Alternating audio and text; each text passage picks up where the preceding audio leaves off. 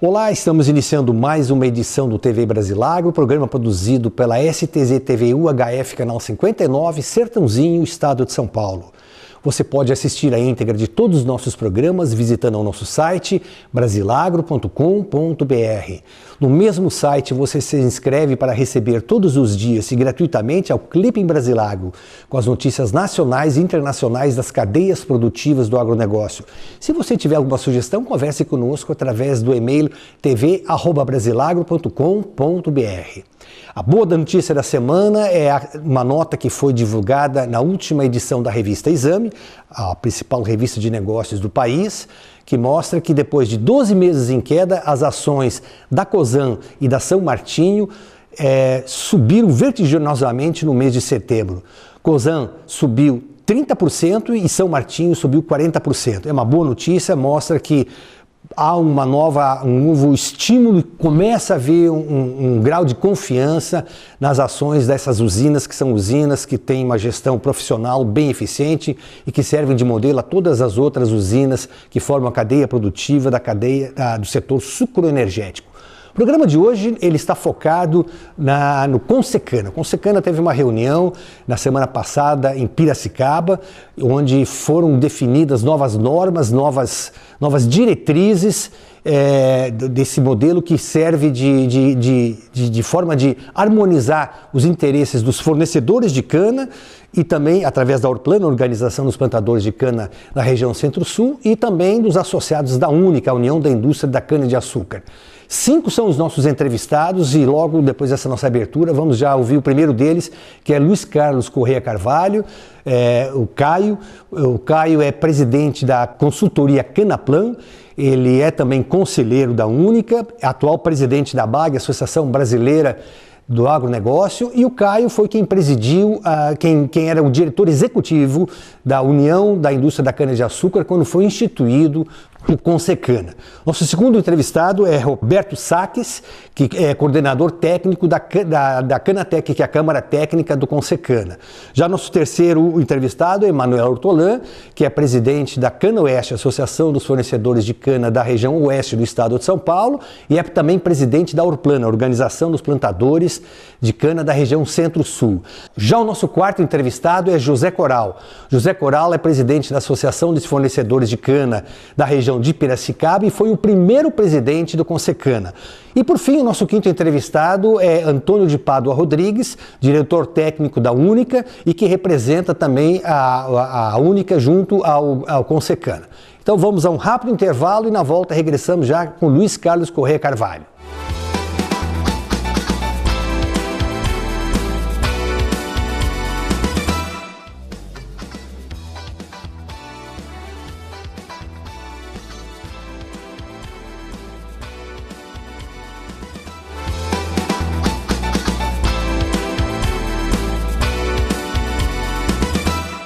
Luiz Carlos Corrêa Carvalho, presidente da ABAG, Associação Brasileira de Agribusiness, que foi também diretor executivo da Única, União da Indústria da Cana-de-Açúcar, e na gestão dele que foi criado o Consecana. Eu queria que você relembrasse, Caio, por favor, ao nosso telespectador, os motivos que levaram à criação do Consecana aqui no estado de São Paulo. Bem, na verdade nós vivíamos na época um impasse. Nós tínhamos uma definição clara da desregulamentação do setor. Estava definido que seria completamente desregulamentado, ou seja, os preços finais seriam preços de mercado, e aí ficava a questão, bom, e como é que eu faço com o preço da cana? Que afinal de contas a base de todo o processo é a cana. Nesse momento, digamos, é que nós fomos instados a conceber e a criar um programa que eu coordenei com muita honra, que acabou se chamando Consecana, que foi a criação do modelo que em mercado permite precificar a cana. Quem mais ganhou com a criação do Consecana? Olha, em primeiro lugar, não fosse o Consecana, a desregulamentação não teria acontecido. E foi de um impacto incrível na economia. Portanto, sem dúvida alguma, ganhou em primeiro lugar o setor, de uma forma muito clara. Nós estávamos com açúcar liberado em mercado, as exportações cresceram de uma forma, numa dinâmica incrível.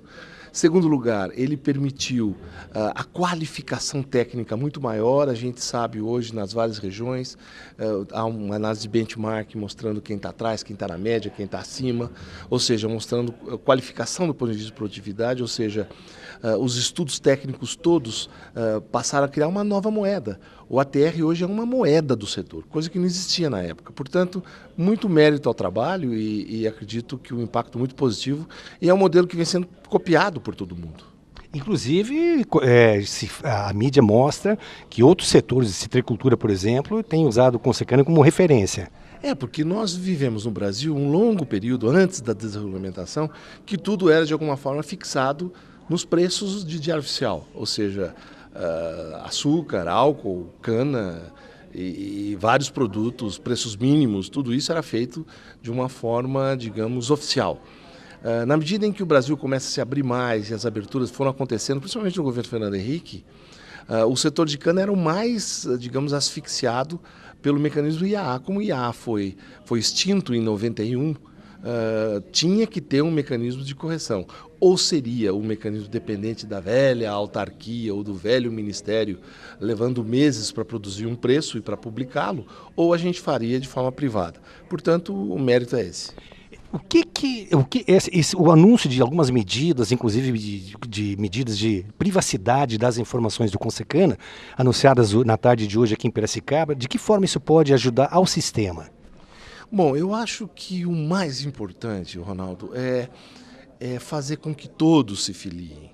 Se todos estivessem filiados, defendendo o seu interesse, e aí é aquele problema de brasileiro, mas se todos, não precisaria disso. Quer dizer, obviamente, o dado do preço do ATR, aqui entre nós, é um dado relevante para todos, é um dado público da sociedade. Portanto, eu tenho uma certa dúvida se esse preço não tem que ser público, do ATR.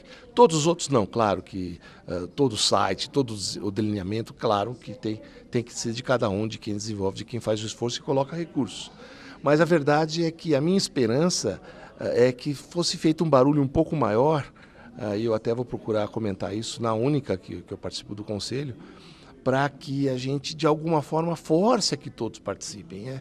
É preciso entender, nesse caso, que sem a participação de todos não é possível dar uma sequência técnica de evolução ao sistema, e isso é essencial. Muito obrigado.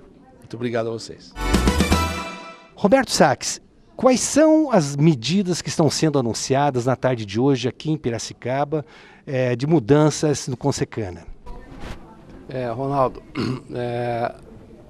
medidas imediatas, praticamente, medidas técnicas e econômicas, praticamente nenhuma.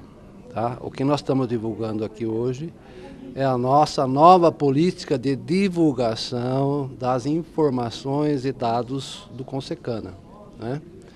O Consecana já existe aí há 15, 16 safras e é mantido por uma parte das usinas que são sócias da Única e por uma parte das associações que são sócias da Orplana. No entanto, todo o setor canaveiro Centro-Sul, acredito que 90% a 95% ou mais, utilizam as informações e os dados do Consecana e não contribuem em nenhum momento para o desenvolvimento. Como vocês puderam ver na palestra e nos comentários agora, tem um gasto enorme, né, Consecana para manter essas informações. Pesquisa de preços. Nesse momento, o Félix está falando dos trabalhos técnicos que têm que ser desenvolvidos, que custam uma fortuna. Para homologar um equipamento, você precisa de 1 ano ou 2 de pesquisa para ver se o equipamento utilizado no pagamento de cana é adequado, está dentro das nossas normas, né? E muita gente usa e não contribui. Então, o apelo que eu faço, principalmente aos fornecedores de cana, que são as pessoas que eu represento na Canatec, que é a Câmara Técnica que dá suporte às decisões políticas do Consecana, é que todos os fornecedores se associem às associações. Por quê? Lá ele vai encontrar todo o apoio técnico para a sua produção, para a fiscalização da colheita, para a fiscalização da entrada de cana, e vai estar contribuindo com toda a instituição, Orplana e Consecana. Então, o apelo é esse. Se todo mundo participar, fica mais barato para todo mundo. E o setor vai evoluindo, se Deus quiser. Nós estamos entrando agora numa nova luz de preço, quem sabe a gente vai melhorar. Agora, o que o Consecana precisa ajustar, e brevemente eu acho que vai ser ajustado, a gente saindo dessa crise, é a fórmula paramétrica, né?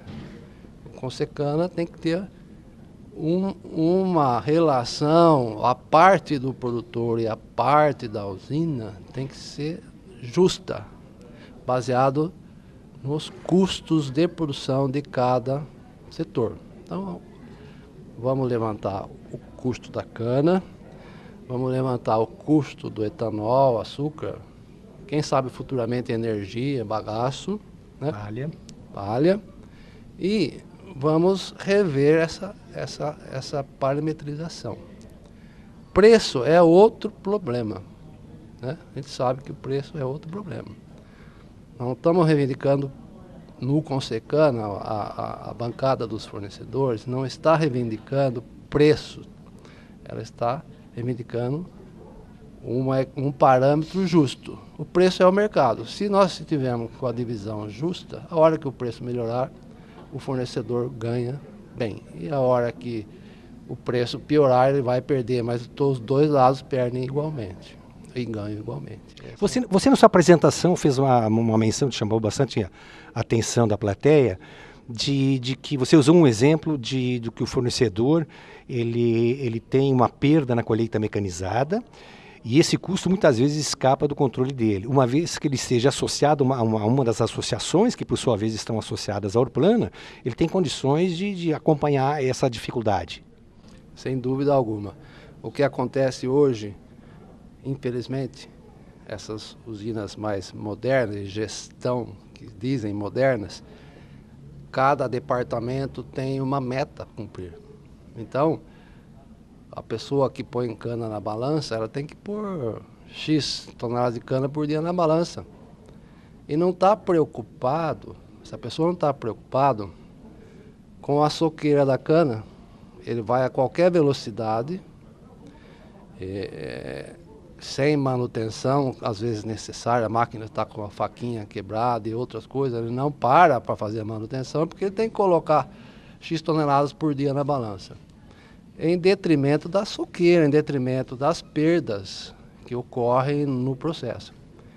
Na nossa associação, que é uma associação pequena, eu trabalho numa associação de Capivari, quando intensificou a colheita mecanizada em função do protocolo agroambiental, né, que nós antecipamos o final da queimada, as usinas entraram em áreas não sistematizadas, em áreas que não estavam plantadas e preparadas para a colheita mecanizada. Essa foi a primeira imagem que o nosso produtor teve lá, com perdas fabulosas que o senhor pode ver na foto. Aí a associação, para o associado, fez um trabalho de base, reuniu com as usinas, com os gestores da colheita, com muita conversa, muita conscientização dos operadores. Aí já começamos a diminuir a velocidade de 7 km por hora para 4, para 3 km por hora. Nós não estamos com a área sistematizada. E com isso aí reduziu muito a perda. Nós temos perdas elevadíssimas na nossa região, de 10%, 12%. Ora, o que representa uma taxa associativa perante este prejuízo que o produtor está tendo na hora da colheita? É imensurável. Então, vale muito a pena procurar uma associação. Ela tem muito serviço para prestar e os que estão associados estão realmente contentes. Além disso, vai contribuir indiretamente para o Consecana. E significa também maior renda ao produtor. Muito maior renda, né? Ele vai ter orientação técnica, porque a qualidade da cana que ele entrega no laboratório começa lá no campo antes do plantio, né? definir ambientes de produção, definir as variedades, né? O manejo, a época de colheita, né? Todo esse serviço as associações fazem para os produtores de cana. Muito obrigado pela entrevista. Obrigado a você, foi um prazer conhecê-lo. Manuel Hortolã, presidente da Cana Oeste, Associação de Cana, dos produtores de cana da região oeste do estado de São Paulo, e também presidente da Orplana, a organização dos plantadores de cana da região Centro-Sul. Doutor Manuel Hortolã, as vantagens do que está sendo anunciado aqui em Piracicaba na tarde de hoje para os fornecedores de cana. Bom, na verdade o que nós estamos trazendo aqui hoje, ou uma mudança que houve no sistema, é que nós transformamos o sistema Consecana que todo mundo usava num sistema protegido. Ou seja, hoje a gente detém a patente do sistema, né? E quem for usar de alguma forma que não seja associado ou da Única ou da Orplana, que são as partes que desenvolvem esse sistema, terão também que pagar. Isso por quê? Na verdade, já desde o início que o sistema, tudo que é feito, os trabalhos que são feitos para manutenção, para as revisões, né, os deslocamentos, tudo isso tem sido arcado pela Única e pela Orplana. Então, na verdade, são os associados, aqueles fornecedores associados às associações que estão na Orplana e às usinas que estão na Única, é que tem esse ônus. Mas, com o passar do tempo, isso foi encarecendo. A necessidade de fazer muitos trabalhos técnicos, isso custa caro. E então nós entendemos que havia chegado a hora de ter o domínio do sistema, através da lei, e fazer com que todos paguem por isso para ficar mais em conta para todo mundo. Então nós não queremos simplesmente que a pessoa pague, né, o fornecedor ou a usina. É que ela entenda que ela faz parte, né, ela usa um sistema que hoje está sendo injusto para uns, que outros estão se beneficiando de graça. Então, como a gente entende que tem muito trabalho pela frente, vocês viram, nós passamos, por exemplo, de um sistema de colheita de cana queimada manual para um sistema de cana crua mecanizado, né? Isso tem uma série de implicações nas amostragens, é necessário fazer uma série de trabalhos. Os equipamentos que a gente usa no laboratório também surgem equipamentos mais modernos, mais sofisticados, mas tudo isso tem que ser testado, avaliado para poder entrar em uso. Nenhum equipamento entra no sistema se não for homologado pelo sistema, né? E a própria usina também passou por grandes processos de melhoria de eficiência, de sistemas de controle, sistemas de produção, e também nós temos que atualizar o sistema. Então, é nesse sentido que foi feito o trabalho, para que todos participem. Assim, acaba ficando mais em conta para todo mundo. Muitas vezes hoje a pessoa olha, por exemplo, uma taxa de associação e diz que é caro. Mas é caro porque poucos estão pagando. Se todo mundo pagasse, certamente a taxa reduziria. E a mesma coisa na Única. A Única tem um orçamento em função do número de usinas que estão lá. Se amanhã esse número de usinas dobrar, ela pode ratear isso aí e ficar mais barato para todo mundo. Então, no nosso entendimento, se é usuário, deve estar contribuindo com o sistema. Eu queria que você relacionasse uma síntese das principais vantagens que o sistema Consecana construiu nesse período, tanto sob o ponto de vista da usina, quanto também do fornecedor. Bem, primeiro que ele é um instrumento, vamos dizer que hoje, passou, desde da criação do sistema, que foi em 99, ele passou a fazer um regramento, mesmo que mínimo, do relacionamento usina-fornecedor. Então, por exemplo, contratos. Em vez de você estar discutindo um valor com cada produtor que você vai arrendar a terra, ou com cada fornecedor que você vai comprar a cana, quase 100% hoje é lastreado naquilo que o sistema determina. Então, contrato, bom, vou pagar X toneladas por alqueire baseado no sistema Consecana. O fornecimento de cana nas usinas já é pré-estabelecido, que é o sistema Consecana. O que é regrado à parte são realmente as exceções, né? E esse sistema eu acho importante porque ele tem duas partes que nós precisamos levar em conta. Uma, e que essa que exige mais constantemente revisão, é que você tem que estipular a participação da cana, né, no custo total de produção. Quer dizer, o quanto eu que estou produzindo cana tenho a receber da usina em participação. Então, essa é uma coisa. O preço, depois, então, isso aí vai me dizer, hoje, por exemplo, nós estamos em média recebendo 60% do custo total, né? Cabe a cana, vamos dizer assim. Bom, mas a que preço? Aí é preço do mercado. Então, se o preço sobe para a cana, sobe para a usina porque subiu o açúcar e álcool. Se o preço cai do açúcar e do álcool, cai o preço da cana também. Então, é importante dizer que esse sistema, ele tem essa vantagem, eu acho. Quer dizer, nós não temos que reclamar um do outro. Desde que acertada a participação, fica bom para os dois lados, porque subiu, caiu, caiu.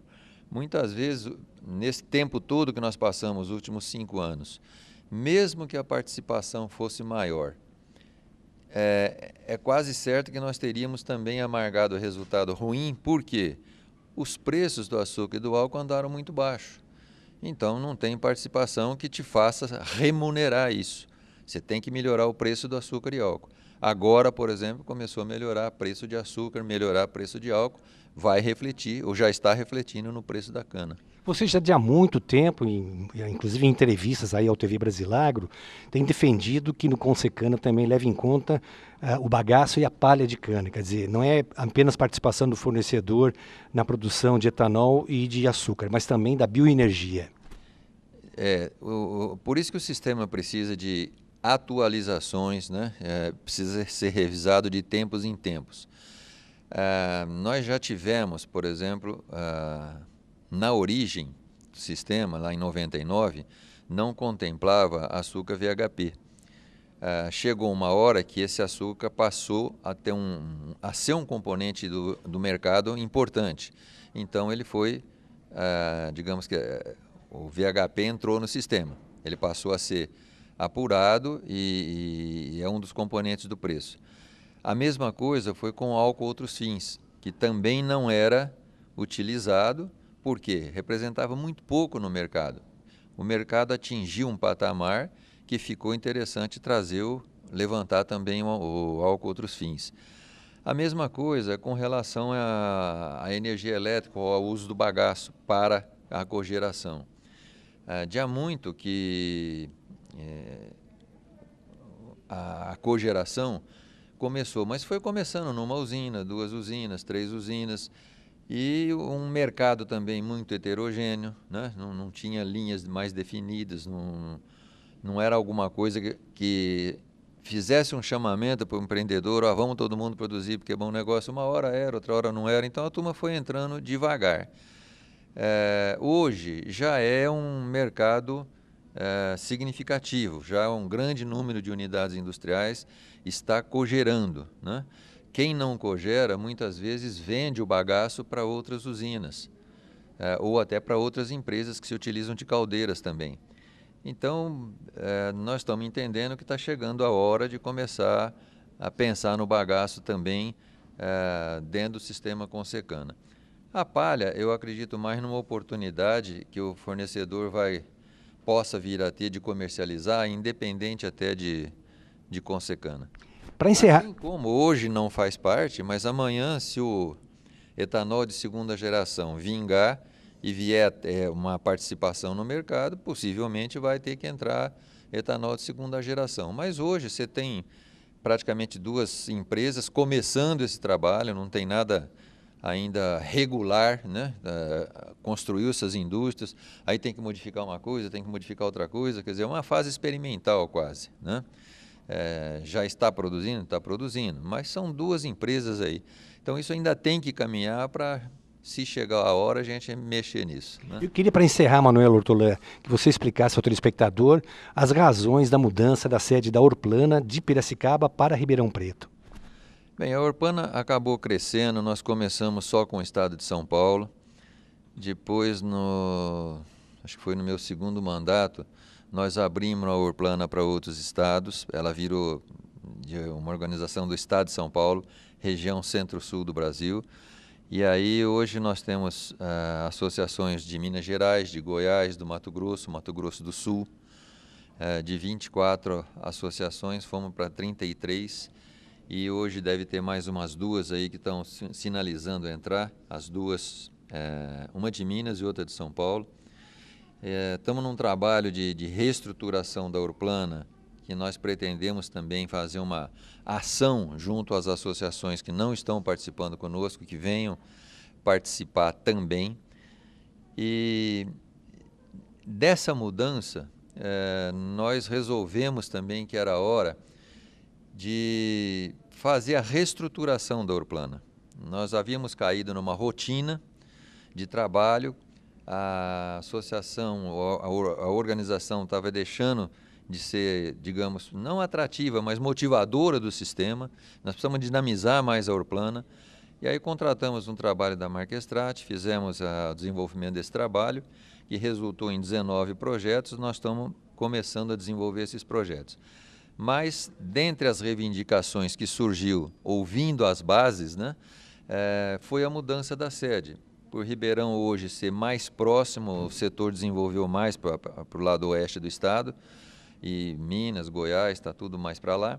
E com isso, encurta um pouco a distância para todo mundo. Ribeirão Preto tem aeroporto, tem uma rede hoteleira muito boa também. Então entendemos que ficava melhor. Foi um apelo da própria classe, né, das associações, que a gente fizesse isso. Foi muito bem entendido, foi muito bem aceito, e se Deus quiser, a partir do mês que vem, nós vamos estar lá. Muito obrigado pela entrevista. Eu que agradeço, obrigado, Orlando. O senhor foi o primeiro presidente do Consecana. Eu queria que o senhor fizesse puxasse a nossa memória, explicasse ao telespectador por que foi criado o Consecana e os benefícios que o Consecana trouxe, não apenas aí aos fornecedores de cana, mas também à própria usina, às usinas, e trazendo uma estabilidade no relacionamento entre empresários do setor industrial e do agrícola. Primeiramente, eu quero dizer o seguinte, naquela época, na liberação do Instituto Açúcar do Álcool, e depois, enfim, o governo liberou tudo, soltou, como abrindo a porta de uma gaiola e soltamos lá na rua. Naquela época, o comentário era que ia assumir os fornecedores, ia acabar com os fornecedores. Aí, então, nós reunimos junto com a própria Única e criamos o Consecana. Tivemos centenas de reuniões até detalhar, até criar juntamente com os técnicos. O Consecana foi criado, nós entendemos que é um instrumento importante, um instrumento que, é claro, ele precisa ser atualizado cada 5 anos, o que está no sistema. E o errado hoje é que ele não vem sendo atualizado. Parece que tem encontrado algumas diferenças, porque hoje eu não participo do Consecana, é meu colega aqui, o engenheiro agrônomo Arnaldo Bortoleto.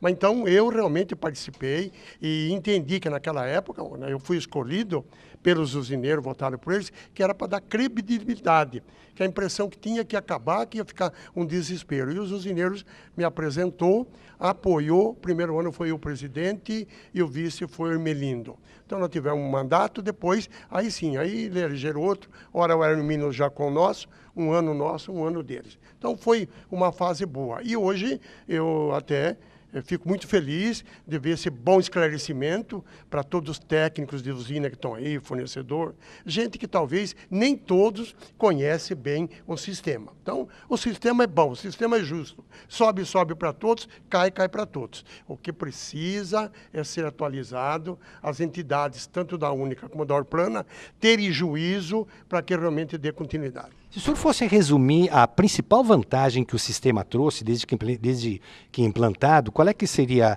a sua opinião a esse respeito?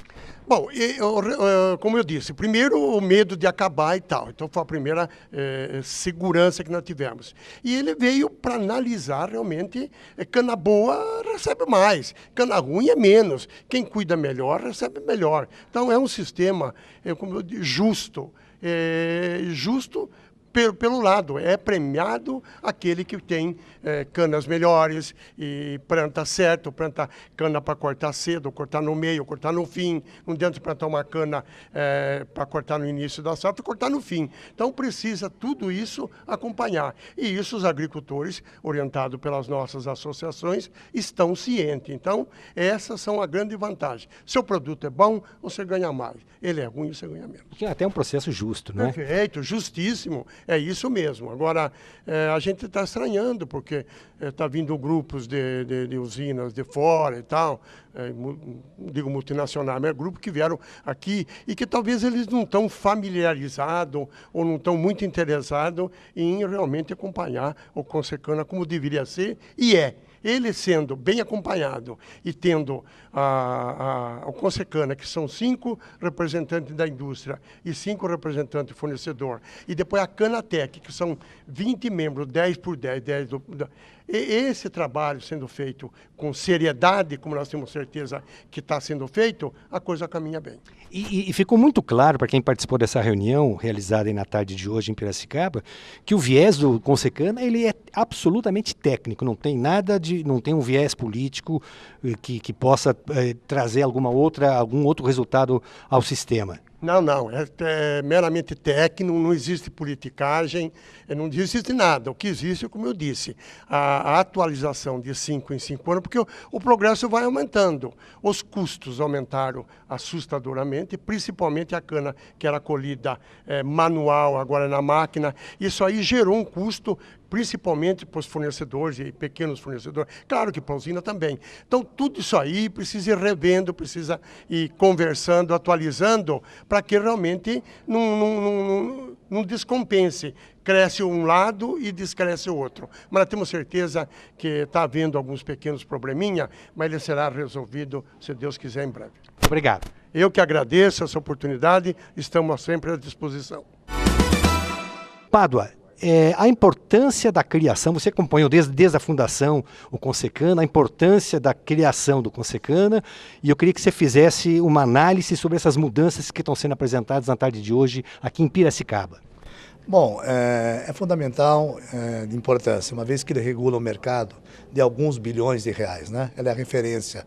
É uma referência, é um modelo voluntário, não é um modelo obrigatório, mas de bom que ele foi, acabou todo mundo usando, ou na sua integralidade, ou só parcialmente, usando só o preço para fazer o pagamento da cana.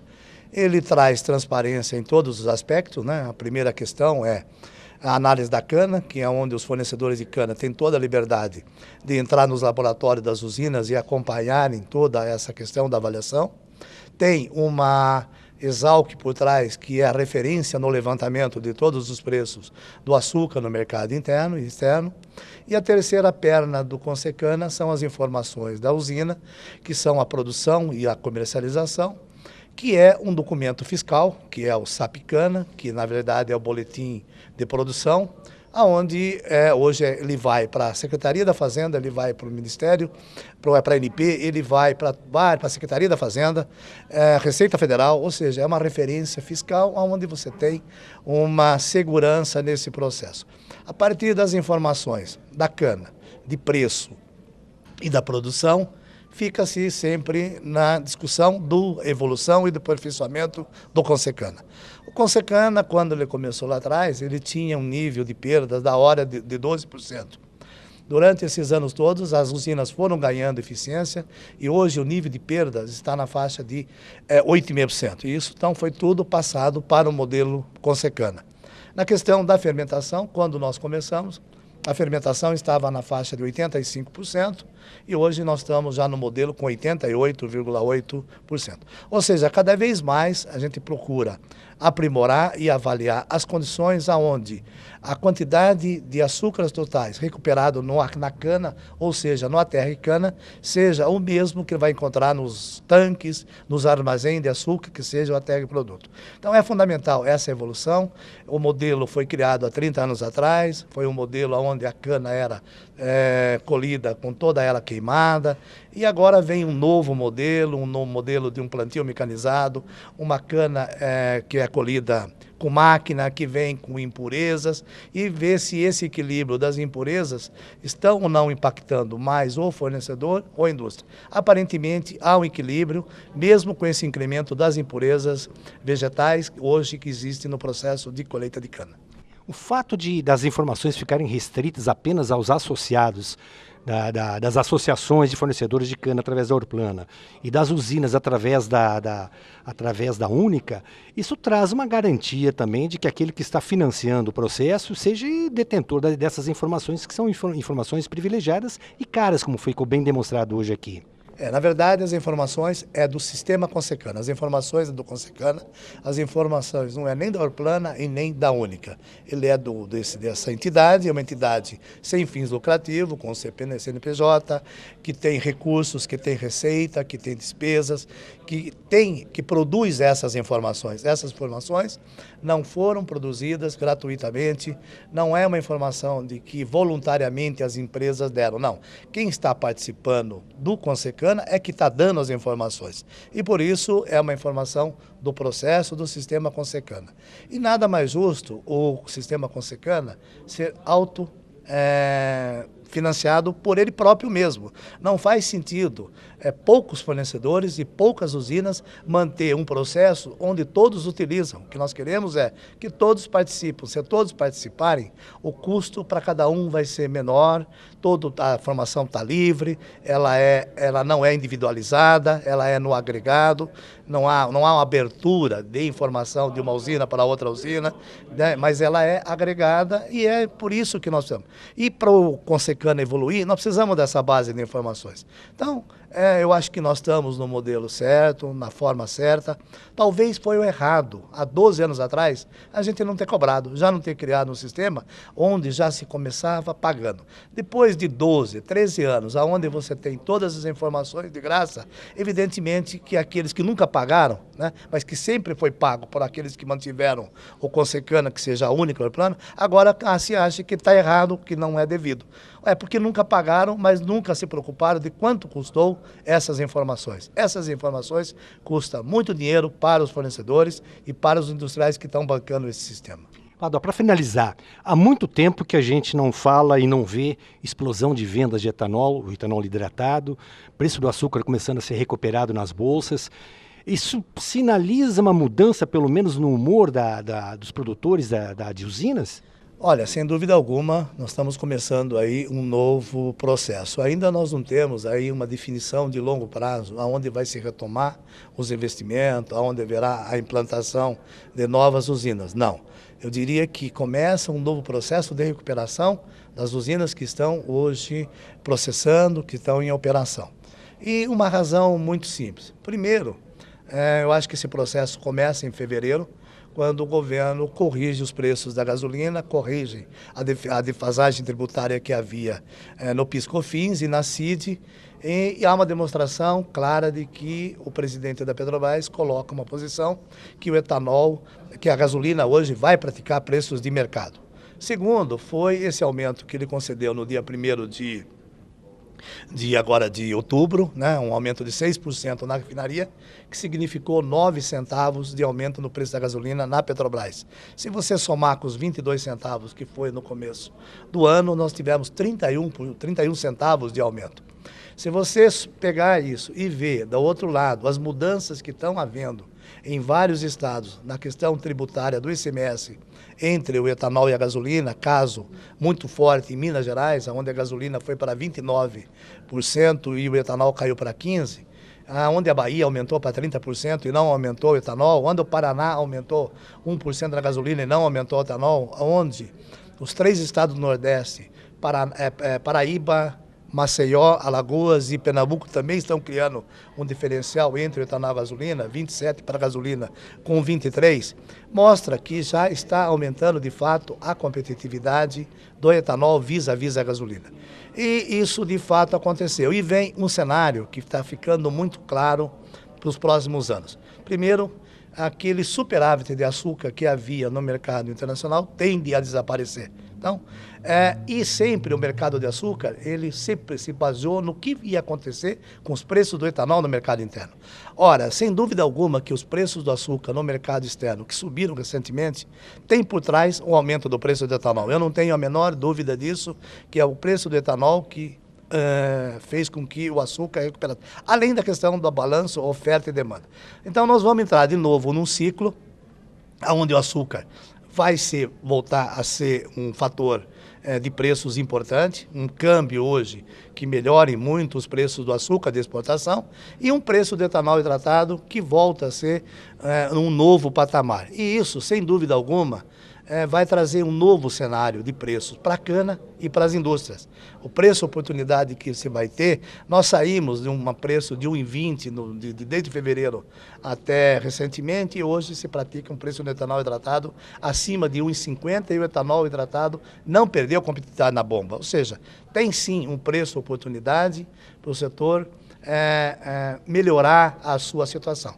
E essa, de fato, é a nossa expectativa, que esses 6 meses de safra seja muito diferente dos 6 primeiros meses de safra e que nos próximos anos, até 2020, acho difícil você ter um incremento na oferta de cana, você não faz um canavial novo em menos de 5 anos e a biomassa, nesse sentido, vai ser valorizada, sem dúvida alguma.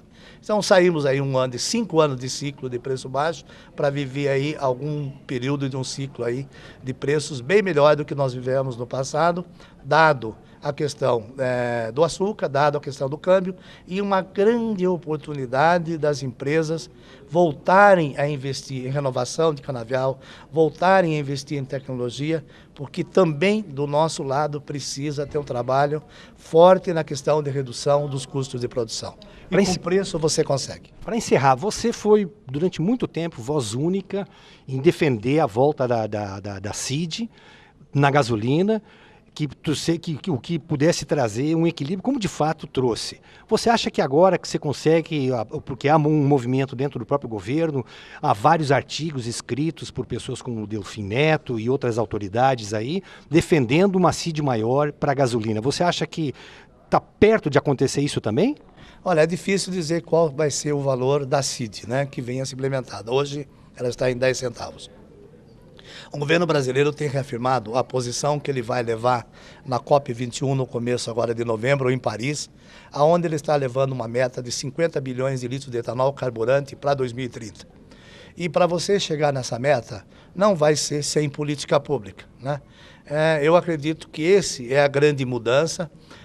O governo brasileiro vai levar as metas de redução do gás de efeito estufa em cima do etanol. Para isso, ele tem que criar essa condição em cima do combustível que polui. Então, eu acredito que sim, que esse processo vai começar e que o etanol terá, sim, a sua valorização pela questão ambiental na penalidade da gasolina. Então, nada mais que o setor quer é que deixar o mercado funcionar, deixa o mercado de gasolina que funcione e vamos criar uma questão ambiental para o etanol. Uma CID que realmente seja tributada na gasolina em função daquilo que o etanol vale, dado as suas externalidades ambientais e na questão de saúde. Me parece que esse processo começou, o valor ainda é apenas de 10 centavos, mas eu acredito que com a COP21 o governo vai sinalizar a questão da redução de CO2 e com isso, incentivando o etanol, e com isso ele precisa tributar mais a gasolina. Muito obrigado pela entrevista, Prado. Eu que agradeço.